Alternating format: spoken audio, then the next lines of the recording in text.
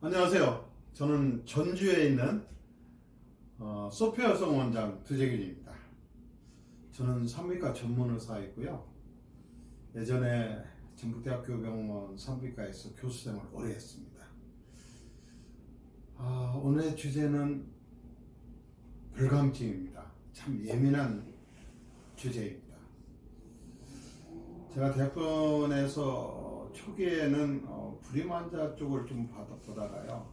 그 다음에 이제 자궁 근종 쪽 환자를 많이 봤고, 그리고 이제 여성들이 자궁을 드러내고 난 뒤에 성생활하는 데 있어서 그 자궁 그 자체를 여성의 어떤 주체로 생각하기 때문에 자궁을 드러낸 여성들이 성적 만족도가 떨어진다는 그런 연구 결과들이 많이 나와 있어서 자궁 경부를 남김에도 불구하고 자궁 경부암이 생기지 않는 드시 섹시 수술법이라는 것을 1992년도에 세계에서 처음으로 고안해서 아시아 오세아니아 산부인과 학회, 대한 산부인과 학회 그런 데 가서 발표도 했고요.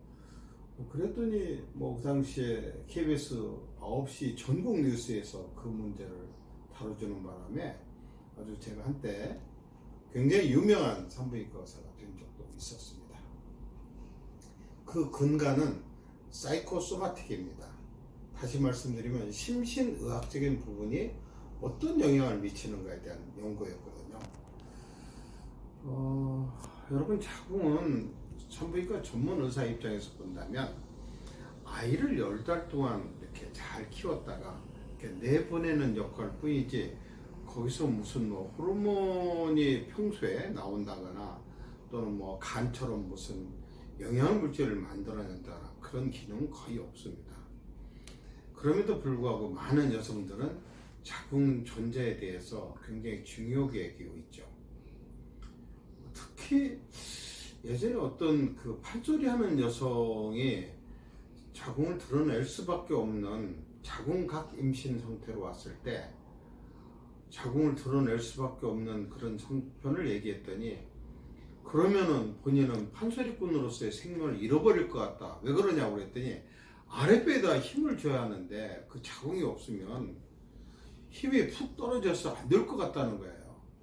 꼭 그럴까요? 제가 보기에는 꼭 그렇지는 않습니다. 그렇지만 그만큼 자궁 자체를 여성의 그 성적인 하나의 주체로 인식하고 있다는 겁니다.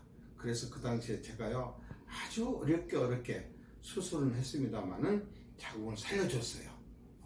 그분 나중에 그 판소리꾼으로서 크게 성공한 것을 제가 봤습니다. 여러분, 심신의학이라는 걸 계속 연장해서 본다면 불감증은 어떤 것일까요? 여러분 G스팟이라는 얘기를 들어보셨을 거예요. G스팟은 독일의 산부인과 의사였던 닥터 글렌버그라는 사람이 그 요도 바로 밑에 쪽에서 한 3-4cm 그리고 11시, 12시 방향 쪽에서 있는 어떤 특수한 부위가 있는데 그것을 글렌버그에서 나왔다고 해서 G스팟이라고 그렇게 부릅니다. 거기가 발달하지 않은 여성이 전체 여성의 한 40%가 된대요.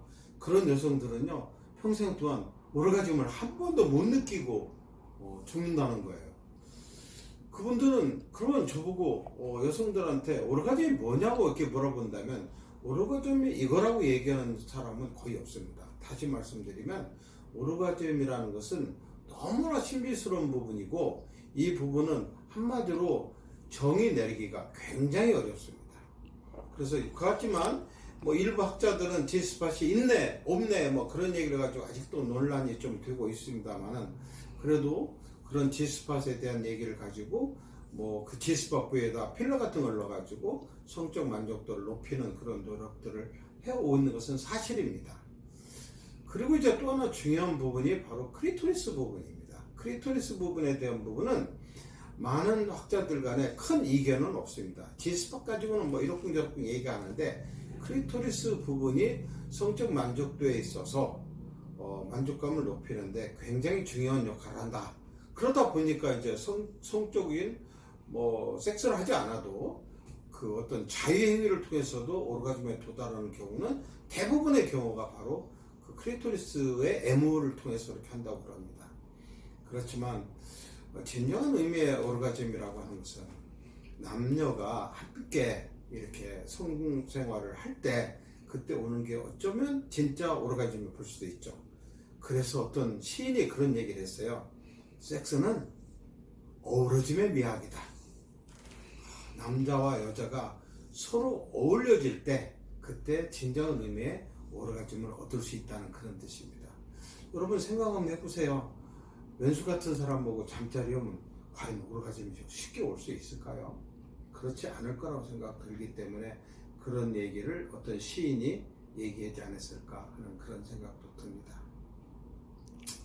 여러분, 따라서 불감증에 대한 부분을 해소하기 위해서 G스팟을 이렇게 발달시키는 이렇게 필러를 넣고, 옛날에는 뭐 거기다 이물질을 넣기도 했어요. 그런데 다 튀어나옵니다. 그래서 요즘은 하지 않는다고 합니다. 거기다 이제 콜라겐 필러 같은 것을 넣어서 오르가즘을 좀 활성화시킨다는 그런 노력도 하고 있고요. 또 하나는 이제 그 클리토리스 부분이 완전히 두꺼운 표피에서 덮여져 있을 때 그것을 음액 성형 수술이라고 해서 음액 표피 제거 수술이라고 해서 마치 남자로 얘기하면 폭경 수술하듯이 음액 부분을 노출시키는 그런 수술 비법도 있습니다. 그렇지만 아무리 그러한 노력들을 해도 오르가즘에 도달하지 못하는 환자들도 있다고 합니다. 그건 왜 그러겠어요? 결국에는 마음속에 심신, 마음과 몸에 어떤 준비가 되어 있을 때 그게 가능하지 않은가 그런 생각도 듭니다. 불감증 때문에 고민하는 여성들이 생각보다 많이 있습니다. 여성들은요, 남자하고 좀 달라서 남자는 잠자리 할 때 사정 한번 하고 나면은 그게 이제 남성의 오르가즘으로서 끝나는 거지만 뭐 계속 이어서 계속 사서 사정할 수 있는 남성은 그렇게 많지 않죠. 하지만 여성들은요, 한번 오르가즘을 경험하고 난 뒤에 또다시 잠자리를 하게 되면 바로 이어서 하게 돼도 계속해서 오르가즘이 오는 경우가 많이 있다고 그러거든요. 그래서 그런 것을 우리가 멀티 오르가즘이라고 합니다. 오르가즘이 한 번 오고 또 오고 또 오고 반복적으로 올 수 있다는 그런 겁니다.